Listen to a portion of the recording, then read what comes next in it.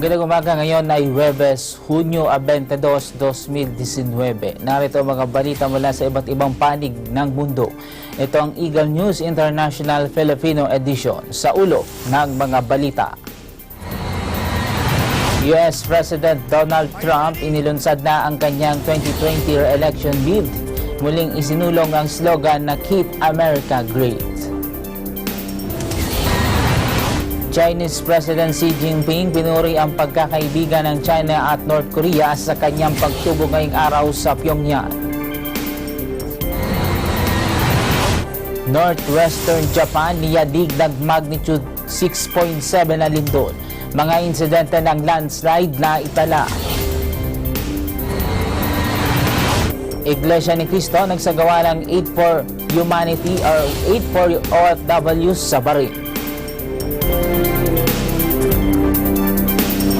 Ako po Sir Bringas, ang inyong magiging tagapagbalita. Sa detalye ng mga balita.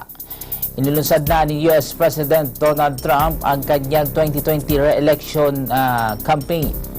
Ginawa ni Trump ang kanyang re-election campaign sa harap ng kanyang mga supporters sa Orlando, Florida. Dito ay muling inulit ni Trump ang kanyang campaign slogan na Keep America Great. Tinawag naman ni US President ang kanyang Democratic opponents na mga radical lefties na nagtatangkang pagwatak-watakin ang kanilang bansa. Muling tinalakay ni Trump ang issue ng illegal mass migration. Not bad. If I would have said that 3 years ago, it wouldn't be a contest, right? You ready? Keep America great. Pinuri naman ni Chinese President Xi Jinping ang pagkakaibigan ng China at North Korea.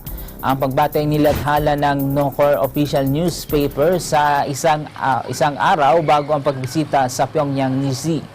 Ngayong araw ay nakatakdang dumating sa North Korea ang Chinese President para sa kanyang 2 araw na state visit. Batay na rin sa imbitasyon sa kanya ni North Korean leader Kim Jong-un. Sa report ng pahayagang Rodong Sinmun, sinabi ni Xi na nakahanda ang Beijing na gumawa ng plano kasama ang Pyongyang para magkaroon ng permanenteng stability sa East Asian region.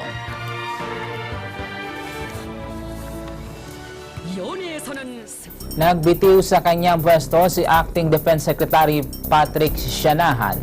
Kasunod ito sa paglabas sa ulat ng Washington Post sa pamamalo ng kanyang anak sa kanyang inagamit ang baseball bat.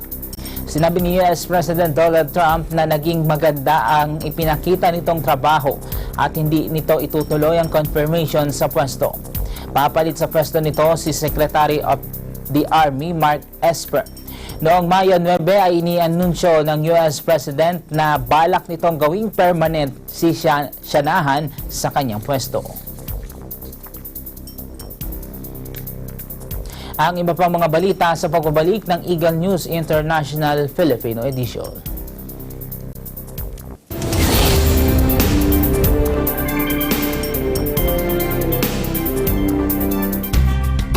Mga maiinit na balita mula sa iba't ibang bahagi ng Pilipinas. Ang balitaang pumapagaspas saan bang panig ng bansa. Kasama si Nelson Lubaw. Mga armas naman na kumpiska ng PNP sa isinagawang Oplan Katok. Layunin ng programa na bigyang tugay at kilalanin ang kahalagahan ng isinagawang ika-4 na Provincial Joint Security Coordinating Center. Bayan ng Lila Bohol na resulta ng pagkamatay ng isa sa mga driver. Nasa 452 na ang mga armas na nakatago sa police boat. Agila, Pilipinas! Lunes hanggang Biyernes, alas 10:30 ng umaga. Dito lamang sa Net 25. Hey there, Arnie Aquino here at Hatley Castle, one of the filming locations for the X-Men series. Don't forget to tune in to Digital Nest only on Net 25.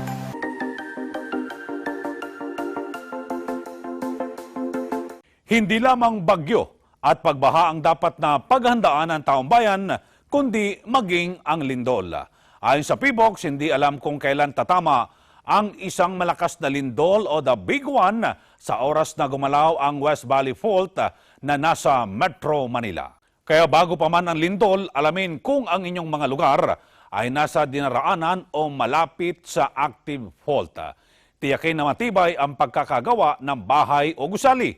Itali ang mga mabibigat na kagamitan o kasangkapan sa dingding upang maiwasan ang pagkahulog. Ang mga babasagin, mga nakalalasong kemikal at mga bagay na madaling magliyab ay dapat na nakatago sa pinakailalim na bahagi ng mga istante at hindi madaling magalaw o matapon. Maging pamilyar sa mga tinatawag na exit routes, alamin kung nasaan ang fire extinguisher, first aid kit, alarmang pangligtas at emergency exits at communication facilities. Maghanda ng emergency supply kit na naglalaman ng debateryang transistor, flashlight, first aid kit, tubig na mainom, candy, mga dilata at iba pang ready-to-eat na pagkain, pito at gas mask. At higit sa lahat, magsagawa at lumahok ng regular na earthquake drill. Tandaan, susi sa mabisang pagpaplano sa kalamidad ay ang kahandaan.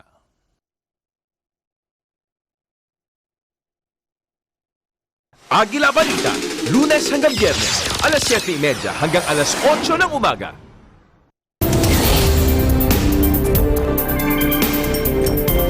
Nagpapatuloy ang isinasagawang pagtulong na Iglesia ni Cristo sa mga overseas Filipino workers sa iba't ibang panig ng mundo.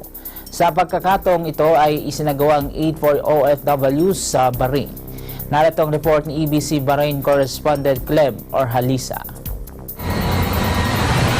We are here at the Gulf Convention Center where the Iglesia ni Cristo members have gathered for an event aimed at helping overseas Filipino workers in Bahrain. The Aid for OFWs held at the Gulf Convention Center in Manama City was attended by at least 5,000 people from all over Bahrain. The guests arrived in buses early in the morning as they were picked up from different points in the country. The scorching heat that day did not hinder the members of the Iglesia ni Cristo, whose aim was to make a difference by distributing goods to the OFWs in need.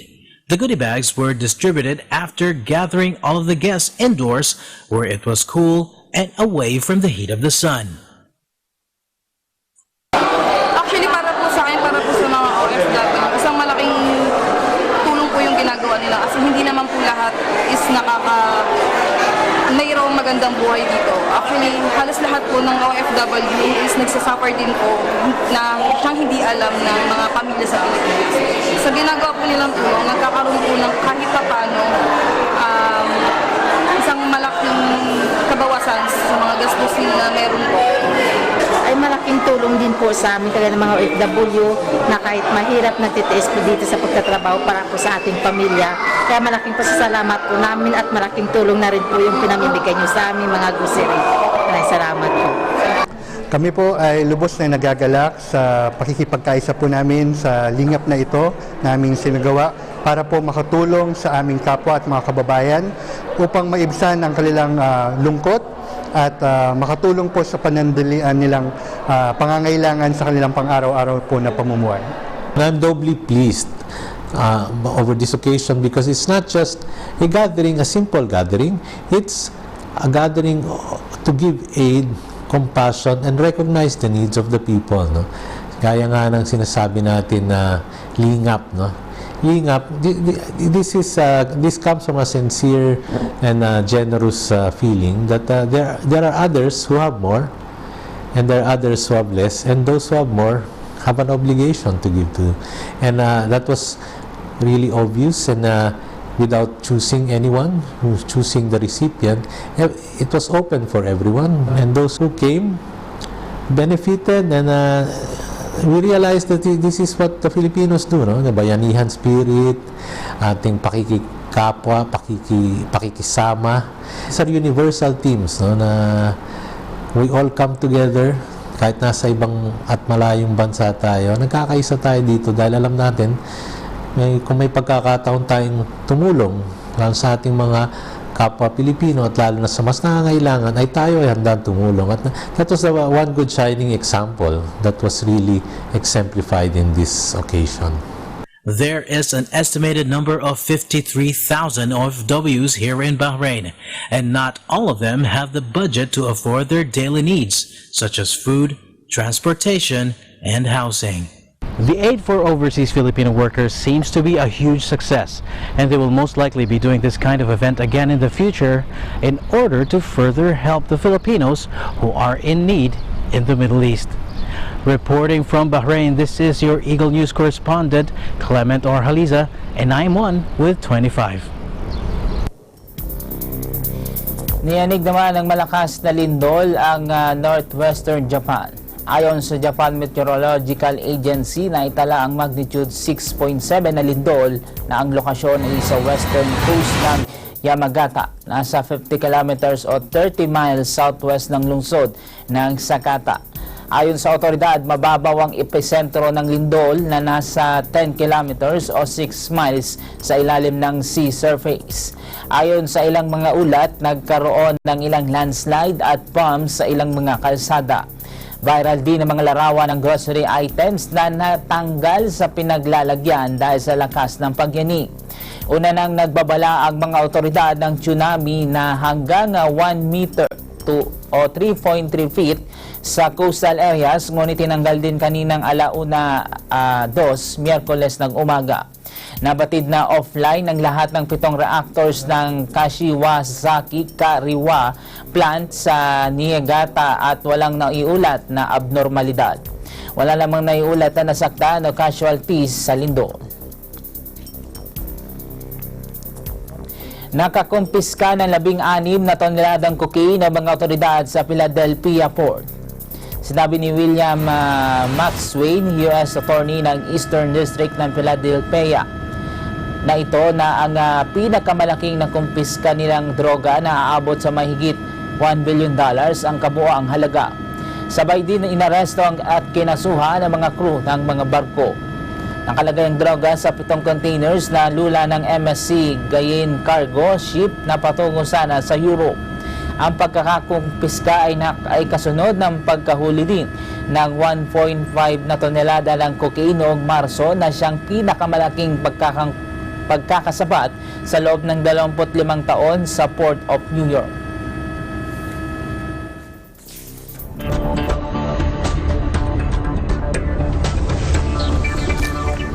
Nakabawi ang Hong Kong stocks ng mahigit 2% sa pagbubukas ng trading kahapon.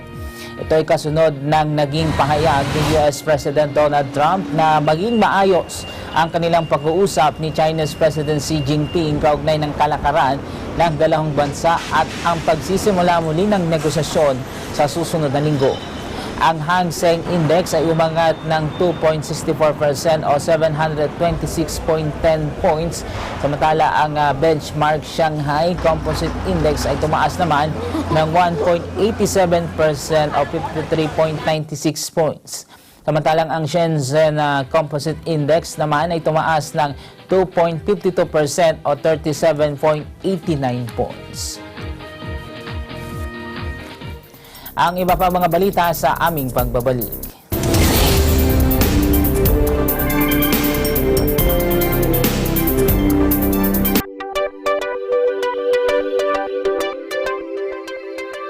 Dito sa Net25 at OSN, siguradong at home ka dito.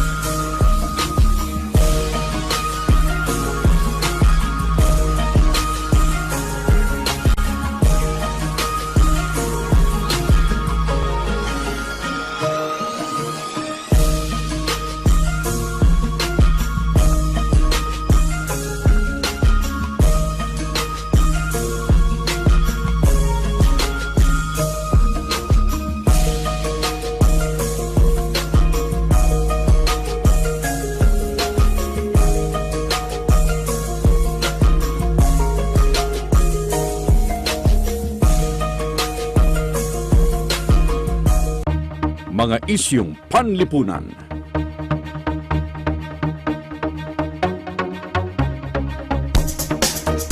mga isyung pampolitika.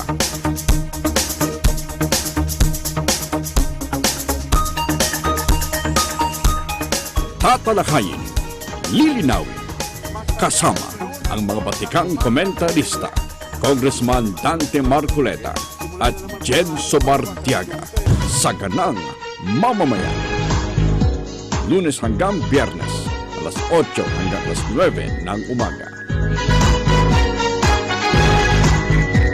Agila Balita, Lunes hanggang Biyernes, alas 7:30 hanggang alas 8 ng umaga.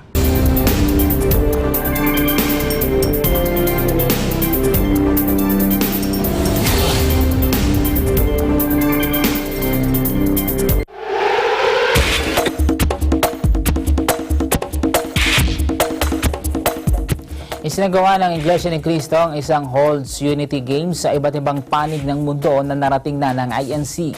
Isa sa mga venue ng INC Unity Games ay ang Australia East. Namin natin ang mga kaganapan doon sa report ni ENS Australia correspondent Adria Colin Brihuega. The Zelo Brotherhood continues as the member of the Iglesia ni Cristo, or Church of Christ, here in Queensland, Australia, gathered together for the Metro Brisbane Unity Games. Unity Games has been an ongoing successful sports event of the Iglesia ni Cristo for more than a decade now, being organized in the different parts of the world. The members gathered together in the spirit of fun, sportsmanship, and fellowship. Here in Metro Brisbane, the event was participated by the church members from Brisbane, North Brisbane, Ipswich, Oregon, and Gold Coast. The different contingents assembled in the Gold Coast Sports and Leisure Centre to enjoy a fun-filled afternoon of basketball and volleyball games. A parade of colours commenced activity, culminated by a recognition of winners and the closing fireworks. May we ask you to please describe what's happening right now po this afternoon here in Gold Coast? This afternoon po at the Gold Coast Leisure Center, we're having our regional Unity Games, which is participated by the locals in Metro Brisbane, Gold Coast, Ipswich, Brisbane, North Brisbane, and Logan. What's the purpose of this kinds of activities? This activity allows brethren to form bonds with each other and to further intensify their spirit, especially the spirit of brotherhood and unity. That's great. What's your impression po of this afternoon's event? This afternoon is very successful. The games are very successful and all the brothers and sisters are having so much fun. And I believe that the spirit of the games are fulfilled this afternoon. That's very nice to hear po. Any message po to our executive minister? Okay, to Brother Eduardo V. Manalo po, thank you so much for allowing us to have this kind of activity, these games. This further intensifies the spirit of the brethren, especially when it comes to serving our Lord God and our Lord Jesus Christ. Meanwhile, in Sydney, New South Wales, the church members also held their Unity Games last June 10. Two simultaneous games were conducted in Eastern and Western Sydney. The Eastern Sydney Games was held at the Minto Indoor Sports Centre, while the Western Sydney Games was held at the Hawkesbury Indoor Stadium. The event was equally successful, participated by the various congregations in that region. The Iglesia ni Cristo, or Church of Christ, Unity Games is another testament of the church members' fortified brotherhood and solidarity, remaining united with their church administration through the years. Reporting from Gold Coast, Australia, this is Colleen Brihuega. I am one with 25.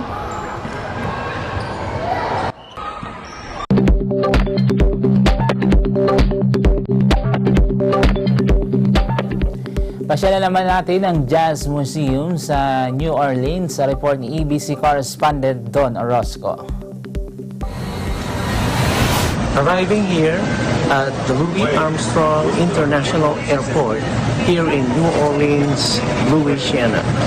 And join me today as I embark on a tour around New Orleans 14 years after Typhoon Katrina. check it out. Join me. The vibrant city of New Orleans in the state of Louisiana is celebrating its 300 years. Life has completely changed in the city, who 14 years ago was devastated by Typhoon Katrina. Locals will tell you that for 2 months, practically the whole city was flooded by at least 5 feet of water. 14 years after, the city has turned around and life went on with music and festivals after festivals and festivals after festivals with music. After all, the city used to be home for the NBA's New Orleans Jazz, now Utah, but is now home for the Pelicans, the state's national bird. Outside the city are the different swamps, all the way to Baton Rouge, and the depiction of different forms which are all rich in history of slavery. I had the opportunity to visit 2 farms and was able to see the preserved bank houses of the slaves, their tools, and some of their manifesto. It is quite an experience to see all of this and witness this happening right before your very eyes. In the famous French Quarter and Bourbon streets, people just randomly set up their instruments and start to render tourists, including me, beautiful soul music. You will be surprised to know that in New Orleans, you will see the beauty of the Mississippi River and the biggest sugar plantation dubbed to be the second next only to Nigeria. It is also host of thousands of alligators roaming around the swamps of Louisiana. It was to me a completely different experience. Reporting at the Louis Armstrong Airport, this is Don Orozco for Eagle News.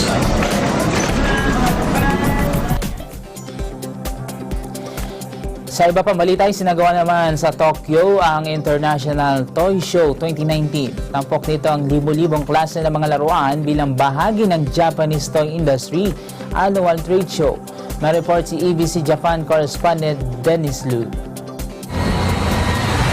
It's that time of the year again where parents and children would head over to the largest convention center in Japan, the Tokyo Big Sight, to take part and experience the buzz and excitement of the nation's largest toy fair, the Tokyo Toy Show 2019.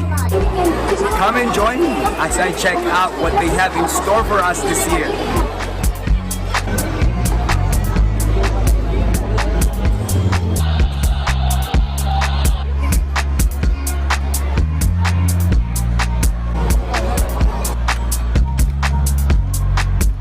Every year, many toy companies and enthusiasts gather here at Tokyo Big Sight in Ariake area for the International Tokyo Toy Show 2019. There are about 189 participating companies this year, with approximately 35,000 toys showcased at the fair. The toy exhibition is held on the same venue annually, with a different highlight each year, giving visitors something new to look forward to. Particularly this year, which marked as the 58th annual toy fair. It aims to make the world smile with toys.